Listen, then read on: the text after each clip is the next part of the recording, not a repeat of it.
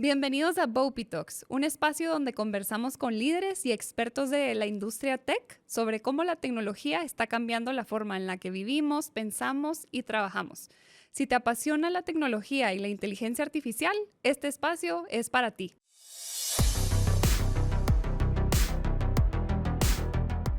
Bienvenidos a un nuevo episodio de Bopey Talks. El episodio de hoy es súper especial. Traemos a la mesa dos invitados que han sido clave en nuestro equipo de Bopey. Traemos a la mesa a Víctor Hugo Escobar, gerente general y CEO de Bopey, y a Eric González, gerente de tecnología. Bienvenidos, Eric y Víctor Hugo. Hola. Muchísimas gracias por venir a participar en este espacio. Yo quisiera comenzar que nos contaran un poco, pues, cómo nació la idea de Bopey, cuál fue ese momento exacto donde pensaron, pues, esta solución es algo que tiene que existir. La idea de Bopey nace mucho influenciado. Ya trabajábamos en el área de créditos y viendo la problemática de un proceso de análisis crediticio que normalmente estaba durando 15 días para poder decirle a una persona si sí o no estaba aprobado un crédito. Entonces, esa fue el detonante. No puede durar 15 días. ¿Cómo evaluamos, cómo hacemos un análisis crediticio que pueda pasar en menos tiempo? Y la siguiente cosa que también nos llamó la atención es que la gente iba múltiples veces a visitar a una misma persona para poder obtener toda la información que se requería. Entonces, ¿cómo podíamos hacer que este proceso, en lugar de llevar hasta 3 semanas, se pudiera reducir a días o incluso el mismo día, poderle dar a la persona una respuesta sobre este análisis crediticio? Eso fue el detonante que nos llevó a pensar en cómo crear un modelo de estos. Lo otro es que en un principio dijimos, bueno, vamos a la calle, busquemos a alguien que nos provea esta solución, porque en ese momento nosotros éramos usuarios y necesitábamos algo para poder dar créditos más rápido. Y lo que encontramos en el mercado fueron empresas que hacían una parte del proceso o proveedores que proveían soluciones generales que al final del día había que construir eso. Entonces, de ahí nace la idea de, ¿por qué no creamos una empresa que especialista en créditos, en procesos, que pudiera llevar desde principio a fin un análisis crediticio y que fuera mucho más rápido y que le proveyera al cliente una respuesta rápida? Siempre fue pensando en el cliente, cómo podemos dar un crédito más rápido, una solución más rápida a la persona. Y ese fue el detonante de cómo iniciar una empresa como Bopey. Bueno, y Bopey nació en el 2016. En ese entonces, las fintechs en el mercado guatemalteco eran contadas con las manos. Creo que en ese momento no había ni siquiera asociación fintech. ¿Cuáles fueron esas barreras, esos challenges que tuvieron al tratar de implementar algo que en ese momento era súper innovador y tal vez la percepción de ciertas empresas o el público en general todavía no estaba preparado para este tipo de innovaciones? Primero, la palabra fintech ni siquiera se escuchaba. Sobre todo nosotros que íbamos a proveer una solución que hoy en día le podemos llamar lending as a service. La palabra creo que no se usaba tampoco en el mercado, ni se diga banking as a service. Entonces, era algo bastante fuera de lo común. Creo que el primer reto fue que nosotros sí iniciamos pensando en un proceso que la persona que estaba vendiendo en la calle, porque generalmente empezamos con modelos de venta directa, iba a tener una app donde capturaba información. Fue una barrera. Hoy se oye muy sencillo llenar cosas en un móvil, pero en ese momento la primera barrera fue esa, que la información tenía que estar en un papel y que alguien tenía que firmar en un papel. Incluso usamos expertos en el área legal para ver cómo podíamos sortear eso. Y creo que esa fue la principal barrera. Lo que nosotros queríamos automatizar era el proceso de captura y se convirtió en una de las principales barreras porque las personas no veían de que algo que se capturara en un móvil fuera algo que se pudiera utilizar posteriormente en un proceso que tiene un componente legal, ¿verdad? Tal vez algo que me gustaría ahí agregar es que era una época en donde la barrera de la penetración celular se estaba superando en Guatemala. Ya la cantidad de teléfonos por persona era importante, estaba sumando mucho, y pues con la necesidad en mente de lo que el otorgamiento de un crédito llevaba en reducir la penetración celular que se tenía el alcance de Internet y las tecnologías del momento. Habían retos, por supuesto, pero pues, siempre nos ha encantado la tecnología y jugar con ella. Y pues logramos justamente tener una solución que trabajara fuera de línea, que fuimos de los primeros por acá en donde algunas telcos estaban intentando ofrecer el cobro fuera de línea, lo logramos. También la parte de las aplicaciones que pudieran trabajar en el campo, en el interior, que el UX se aplicara a lo que una persona, como bien decía Víctor Hugo, estaba acostumbrado a trabajar en papel. Ese fue un reto importante a superar. Eh, pero la innovación, esto solo se logra innovando, ¿verdad? Entonces, teníamos el problema de frente y la innovación era el único camino para llegar hasta ahí. Uno de los retos también fue el hecho de que cuando nacimos, en ese momento empezó todo a moverse hacia la nube. Y fue un reto grande porque incluso no existía software totalmente diseñado para la nube. Entonces, nosotros en ese momento vimos que era una forma de que podíamos exponenciar nuestras operaciones. Tener centros de cómputo siempre ha sido un problema, adquirir infraestructura, entonces se nos hizo que era el camino que tenía que ser. Entonces, gran parte de los retos fueron de que esas tecnologías, muchas no existían totalmente, entonces tuvimos que fabricar algunas, innovar sobre el proceso. Incluso Eric menciona el hecho del fuera de línea, que no es algo menor, y era que la gente iba al campo y si no había señal de celular, pues no había forma de seguir trabajando. Entonces, muchas de las aplicaciones, mucha investigación, tuvimos que iterar varias veces para tener aplicaciones que funcionaban en campo, que optimizaban la batería del celular, la cantidad de datos, porque también eso era un problema en ese momento. El costo, el ¿verdad? costo, ¿verdad? El costo fue un problema en ese momento, entonces teníamos que optimizar la cantidad de datos que íbamos a transmitir imágenes, que también tuvimos que utilizar modelos de compresión, que hoy se oye tan normal y existen librerías que ya lo hacen, pero en ese momento tuvimos que empezar a utilizar modelos totalmente nuevos que eran de prueba y error en la mayoría de los casos, ¿verdad? Tenemos muchas anécdotas, pero recuerdo una bien interesante que cuando iniciamos fuimos con alguna marca muy grande para un tema de workflow a capacitarnos, pues teníamos la intención. Pero resultó que al regresar de la capacitación nos llamaron a nosotros para presentar nuestra arquitectura y para enseñar cómo lo estábamos haciendo porque estábamos en lo más reciente. Y lo que pues, era teórico para muchas empresas, nosotros ya estábamos montados en ello en un área productiva. Eso es una anécdota, la verdad, muy, muy buena. Total.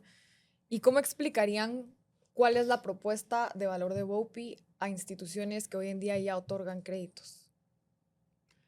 Una de las cosas que era la promesa de valor de Bopi desde el principio era poder tener un modelo de inicio a fin que pudiera conectar un análisis crediticio hasta crear un producto. Hoy en día sigue siendo uno de los retos, no solo en instituciones financieras reguladas, sino también en no reguladas, microfinancieras, cooperativas.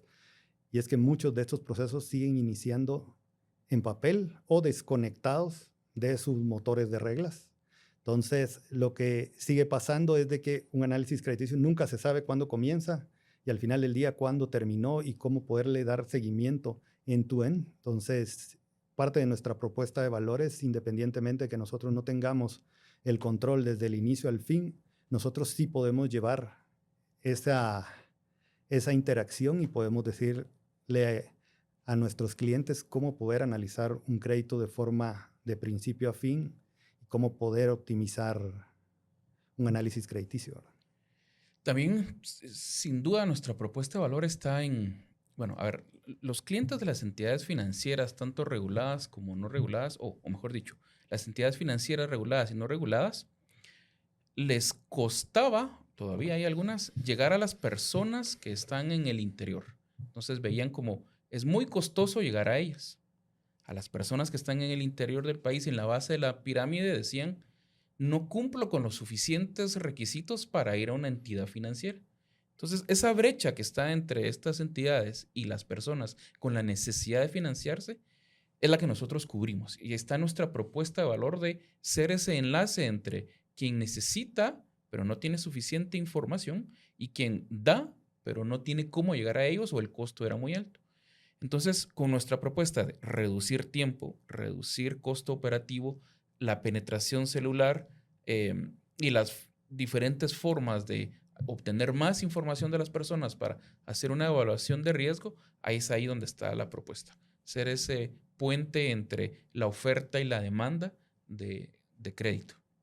Sí, no, y esa brecha para cerrar la inclusión financiera creo que es súper importante y es algo que seguimos trabajando en ella a nivel país. ¿Cómo dirían o cómo hacemos para poder ofrecerle estos productos financieros a personas que no tienen historial crediticio? Y aquí traigo a la mesa también si podemos conversar pues el tema de datos alternativos y ese tipo de modelos para poder acercar el crédito al campo, a este segmento de Guatemala que es enorme y que sigue siendo fragmentado de las instituciones financieras tradicionales. Voy primero. Con la parte de cómo acercarnos a la base de la pirámide, una de las cosas en las que hemos trabajado tiene que ver mucho con la optimización, y manejar modelos digitales abarata mucho el proceso, el no visitar muchas veces a las personas, el no tener papel, el poder completar análisis crediticio muy rápido. La promesa de Bopin siempre ha sido: vamos a analizar lo más rápido que podamos a nivel de industria. Esto abarata el costo y también puede llevar este tipo de servicios a ese cliente que normalmente para muchos puede que no sea rentable por la cantidad de veces que tienen que ir a visitarlo, por la cantidad de requisitos que se puedan tener. Entonces, esa es una de las cosas en las que hemos trabajado muchísimo, y eso es lo que creo que ayuda mucho a estas empresas que se dediquen a trabajar y dan créditos en la base de la pirámide, a obtener tecnología de primer nivel que puedan utilizarlas en procesos que normalmente no invierten muchas empresas porque eventualmente suele ser muy caro. Esa es la ventaja de tener un modelo de lending as a service, de que pueden obtenerlo por una fracción del costo que si fuera a invertir totalmente en una infraestructura, en un modelo de eso, sería inmanejable e impagable, y por eso lo siguen haciendo de la forma en que es. Tal vez ahí algo interesante es que cómo funciona el otorgamiento de crédito es que se costea mediante las tasas de interés. Entonces, cuando las instituciones financieras ven que es un costo muy alto, o que podría ser una tasa exageradamente alta para llegar a una persona que normalmente no tiene acceso al crédito, y repito, que es ahí donde nosotros cubrimos esa brecha. Entonces, como bien decía Víctor Hugo, al abaratar el costo, permite que se creen productos pequeños, pero con tasas de interés sustentables, lo cual sí permite ofrecerle algo a una persona que no esté con un récord crediticio. Pues si seguimos en el que no tiene récord y con la forma tradicional de hacerlo, nunca lo va a tener. Pero entonces nuestra propuesta es que al darle ya productos más pequeños, pero muy especializados, las entidades financieras son sustentables, pueden abrirse a entregarle crédito a estas personas, y con eso el ciclo empieza y crece. Y de ahí aprende la institución, aprenden nuestros modelos, y el cliente también aprende a estar ya en una forma regulada. Total. En relación a lo que hablábamos de data alternativa, desde sus inicios, Bopin, una de las premisas fue obtener la mayor cantidad de información que se pueda, tanto de un proceso de análisis como del perfil de una persona. Desde nuestros inicios nosotros capturábamos información de forma digital, el DPI. Esto se ha vuelto más sofisticado. Hoy hacemos OCR, lectura de los caracteres de un DPI, y hacemos validaciones faciales, pruebas de vida, todo este análisis biométrico con tecnología propia de nosotros. Esto nos permite capturar mucha más información del cliente, incluso recibos de servicios que eventualmente las instituciones los capturan, pero solo sirven para validar que una dirección sea la que la persona dijo que es, para saber que ahí vive. Nosotros obtenemos toda esa información y podemos saber cuánto pagan, a nombre de quién está una factura, y geolocalizamos desde nuestros inicios, hace más de 8 años, nosotros ya geolocalizábamos toda la información de los puntos de captura, de donde se obtenía la data. Toda esta data eventualmente se convierten en variables que se pueden utilizar para modelos de análisis crediticio que no son los tradicionales, que están mucho enfocados en que alguien tenga un récord crediticio en algún buró. En Guatemala, más del 50% de la gente va a ser invisible para los burós, entonces se utilizan otro tipo de análisis para poder determinar si una persona va a pagar un crédito o no, ¿verdad? Y desde que comenzó Bopi en el 2016, ¿qué cambios de tecnología han visto o modelos que hayan tenido que adaptarse desde 2016 hasta hoy 2025? Muchas. Hemos cambiado inclusive bases de datos, por ejemplo, una base de datos fuera de línea en cuestión de 3 meses, cuando recién comenzábamos, nos pasamos de una que ya estaba totalmente productiva, pero vimos que eh, al estar, cuando estás en la punta de la innovación, resulta que los cambios pasan de una semana a otra o de un día a otro. Y resulta que ese cambio es beneficioso para tu operación o para lo que estás construyendo. Por lo tanto, el dilema del innovador, ¿verdad? En cuando tenés que tomar esa decisión. Y hemos hecho los cambios lo más rápido posible respecto a las tecnologías que sí aporten a nuestra estrategia. Hemos estado siempre en la innovación de ellas en cuanto a bases de datos no SQL, el uso de la nube, que lo adoptamos muy rápido. En su momento, con la nube que utilizamos, nos invitaron varias veces porque éramos un foco de luz en Centroamérica de, hey, ¿y estos qué están haciendo? Nos llamaban, tuvimos muchas conversaciones interesantes con la gente de esta base de datos no SQL de igual forma. En fin, entonces nos adaptamos y utilizamos la tecnología de forma muy prematura, las nuevas tecnologías para siempre agregar valor a nuestra operación y a nuestros clientes, por ende. Una de las cosas que pasa cuando uno es una fintech y sigue funcionando en este modelo de startups, a diferencia de empresas mucho más maduras o instituciones financieras, y es que no pueden en muchas ocasiones cambiar de tecnologías, y existen compromisos o existen una gran base de clientes montadas en una tecnología y hacer un cambio muy brusco, aunque en realidad ese sea el camino a seguir, es muy difícil. Entonces es un aporte que nosotros hacemos llevando este tipo de frescura, modelos de innovación y velocidad, como bien dice Eric. Nos hemos enfocado en las que en realidad han aportado mucho a nuestra operación. Hoy,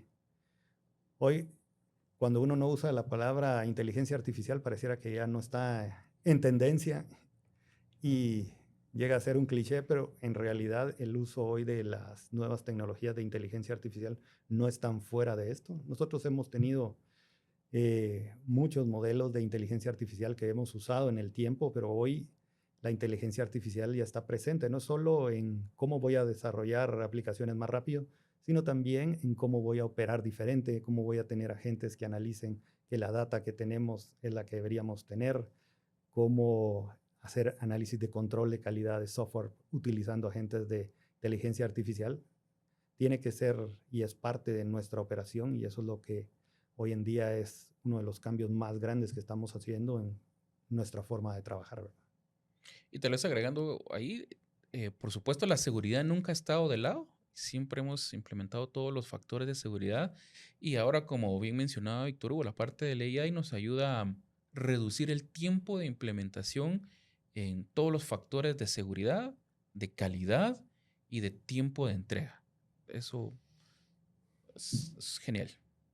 Y ahorita que estamos hablando de seguridad, ¿qué ha sido lo más difícil para poder escalar la plataforma en términos de tecnología, latencia, seguridad, ahorita inteligencia artificial? Otra de las anécdotas ahí muy interesantes es que pues nosotros dentro de nuestros modelos de análisis crediticio obtenemos información de entes terceros. Entonces, cuando voy a decir un número random, nuestra velocidad era 1000, x por 1000.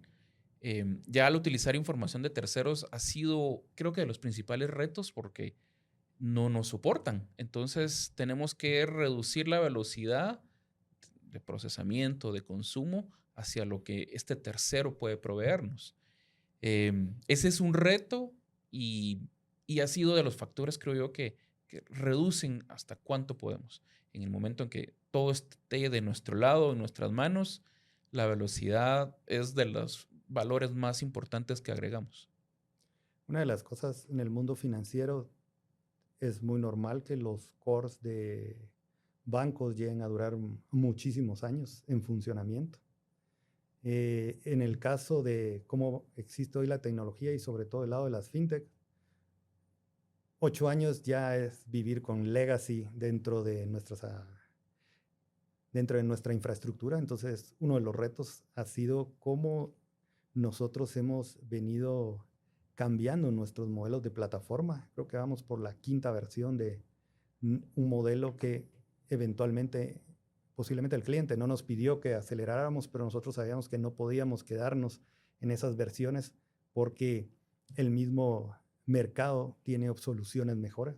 Entonces, ha sido uno de los retos más grandes, incluso como de un tiempo para acá, aplicaciones que teníamos desarrolladas de forma nativa, 3 años dejaron de ser vigentes y teníamos que tener no solo upgrades, sino aplicaciones totalmente desarrolladas de forma nueva porque ya no lo soportaban, sobre todo los móviles, que tienen un tiempo de vida de 18 meses, 2 años.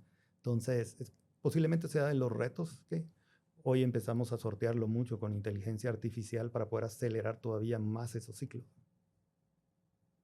¿Cómo visualizan la evolución de Bopi en los próximos 2, 3 años? Más rápidos. Nuestra palabra insignia es velocidad y nuestra segunda palabra insignia es seguridad. Entonces, ¿cómo entregamos valor más rápido? Manteniendo la seguridad y la estabilidad. Cómo nos vemos es ese delivery, ese tiempo de entrega para nuestro cliente en el que ellos pidan y nosotros ya nos hayamos anticipado a entregar, o inclusive ni siquiera que pidan, si nosotros anticipándonos a esa entrega de la necesidad que ya vimos que va a tener. Así lo veo.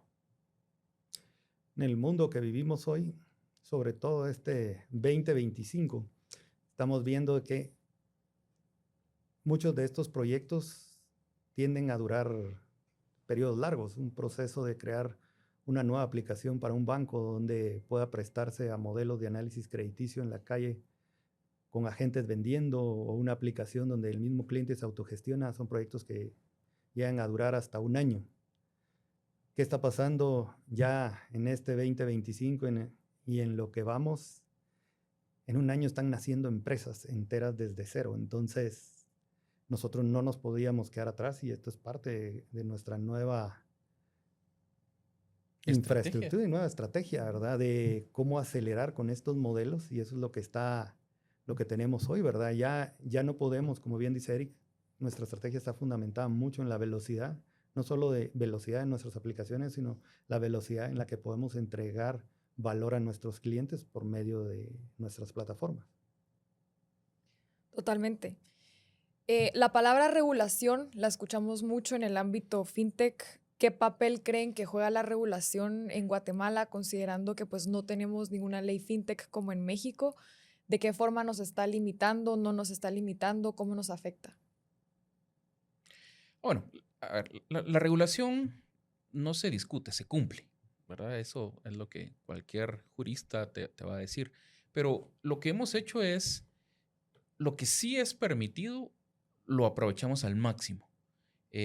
Tal vez esto ya es un tema a nivel de país, en donde en algún momento se abra el acceso a diferentes tipos de información y existen las corrientes que están buscando ello, pero llevan su tiempo. Y pues de momento, como te repito, lo que hacemos es con lo que sí es posible, lo aprovechamos al máximo. No dejamos un residuo ahí para no aprovechar.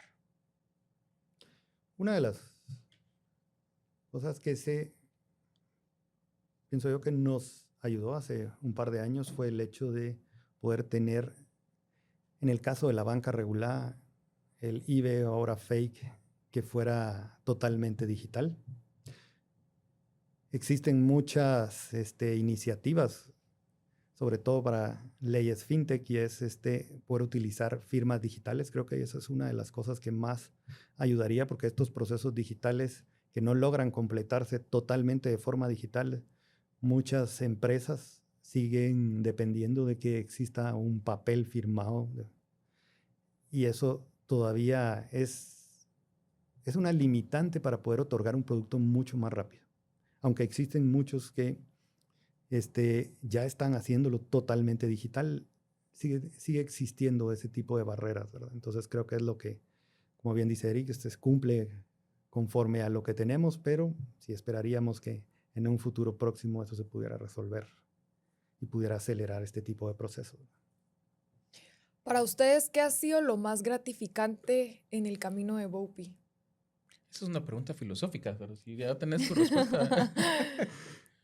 Yo creo que lo más gratificante fue, bueno, muchas cosas, pero la primera fue el primer día que vimos un crédito que en realidad nació totalmente de forma digital, de decir, sí funciona y lo hizo alguien en la calle y como lo habíamos pensado. Hubieron muchas iteraciones, ¿verdad? Primero mapeamos procesos, como el papel lo pasamos a digital y nos dimos cuenta que ya era diferente, entonces creo que esa fue la primera prueba que pasó. La segunda creo que fue el hecho de poder, ya no solo, porque en ese momento solo hacíamos el análisis crediticio, fue conectar nuestro core de créditos y poder llevar un modelo que nació digitalmente y terminó digitalmente en un crédito desembolsado. Yo agregaría tal vez cuando nuestros clientes ya presentan sus números o han presentado sus números, en donde, pues aunque no estemos en primera plana, pero sabemos que fuimos partícipes de eso. Y pues nuestros clientes con mucho orgullo presentan sus logros. Y repito, y saber que fuimos parte de eso, eso es muy gratificante. Solo lo sabemos nosotros, pero es gratificante. Completamente. Pues estamos llegando ya a nuestros últimos minutos. Quisiera cerrar preguntándole a cada uno, pues, ¿cuál es el mensaje que quisieran darle a las personas que nos están escuchando? Pues Bopi siempre nos encanta la tecnología. Por ahí parte de nuestro lema es que seguimos siendo niños cuando queremos innovar, cuando queremos desarrollar. No le tenemos miedo a equivocarnos, pero nos equivocamos con responsabilidad. Ya tenemos valga la redundancia, responsabilidades importantes, cumplimos con ellas. Pruebas de ellos, temas como certificaciones de seguridad que estamos buscando, pero mi mensaje sería que en Bopi nos encanta la tecnología, nos encanta innovar, probamos con lo que esté y luego ya desarrollamos productos finales que pues, se adaptan al mercado y a nuestros clientes. Y pues quien le gustaría o quien esté anuente a participar con nosotros en este juego llamado innovación, pues son bienvenidos. Yo mi mensaje de Bopi Al mundo. como bien dice Erika, a los que quieran, Bopi nació siempre con un compromiso de proveer una herramienta enfocada mucho en el análisis crediticio. Yo sé que hay herramientas en la calle que manejan procesos. A diferencia de ellos, nosotros estamos totalmente volcados a entregar la mejor tecnología, la más rápida, más eficiente que podamos para poder acelerar ese proceso. Nosotros creemos que gran parte de lo que nuestro aporte da es ayudar a que más personas, no solo créditos de consumo de una entidad financiera, sino también mucho en la base de la pirámide, puedan obtener un producto financiero, que es lo que hace que los países crezcan. Esa es también nuestra forma de aportar, de entregar valor a través de aplicaciones para que existan finanzas que puedan utilizarse en cualquier estrato social. Pues Eric, Víctor Hugo, muchas gracias por participar. Para los que nos escuchan y están interesados en saber más sobre nuestras soluciones, pueden visitar nuestra página web bopi.com o seguirnos en nuestras redes sociales.